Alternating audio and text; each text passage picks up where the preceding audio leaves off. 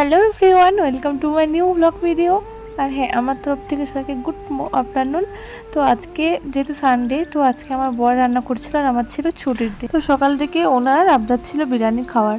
তো আমি বললাম তুমি নিজেই বানাও। ও যেহেতু আমার থেকে ভালো বিরিয়ানি বানায়, তো ও নিজেই বিরিয়ানিটা বানাচ্ছিল আর ম্যারিনেট করে রেখে দিয়েছিল চিকেনটা, তো ওটা ফ্রাই করছে।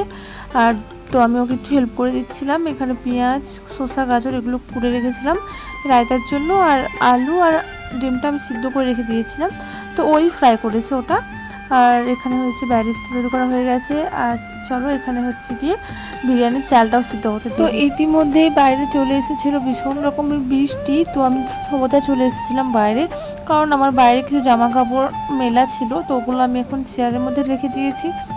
আর এখন একটু হালকা বৃষ্টি হচ্ছে, তাই বোঝা যাচ্ছে না।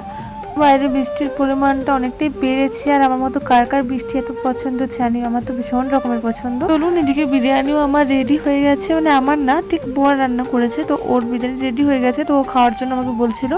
তো এখন বিরিয়ানিটা নিয়ে বসে পড়েছি খাওয়ার জন্য।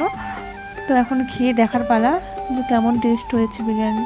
ঠিক আছে, এতটা পাইছি না, বাট খেতে ভালোই লেগেছিলো, টেস্টি হয়েছিল। দোকানে যতটা স্পাইসি হয় তেল মশলা, আমার তো মনে হয় তার থেকে বাড়িতে বানিয়ে খাওয়াটাই বেটার। তো না, ভালো হয়েছে বিরিয়ানিটি মোটামুটি। তো দুপুরে খাওয়া দাওয়া শেষে আমরা একদম নিদ্রায় চলে গিয়েছিলাম। এখন হচ্ছে গিয়ে কিচেনে এসেছি চা বানানোর জন্য, বিকেলের স্ন্যাক্সের জন্য। তো আমি এখানে কয়েকটা ব্রেডকে একটু ঘি, অল্প একটু চিনি দিয়ে সেঁকে নিয়েছিলাম, আর সাথে একটু অল্প স্ন্যাক্স নিয়ে নিয়েছি। তো এখন বরকে দেখছি উঠে বসে আছে খাওয়ার জন্য। আমি ভেবেছিলাম যে ওকে গিয়ে আমি ডাকবো, কিন্তু তা তো না, ওর তো আগে থেকে উঠে বসে আছে চা খাওয়ার জন্য। তো যাই হোক, ওকে বলে নিচ্ছিলাম যাও মুখ ধুয়ে আসো, আমি এখানে রাখছি চাটা। তো এখন আমরা চা এগুলো খেয়ে নিই, আর আপনারা ততক্ষণ আমার ভিডিওটা একটু লাইক, কমেন্ট আর সাবস্ক্রাইব করে দেবেন। তো এটাই ছিল আজকের ভিডিও।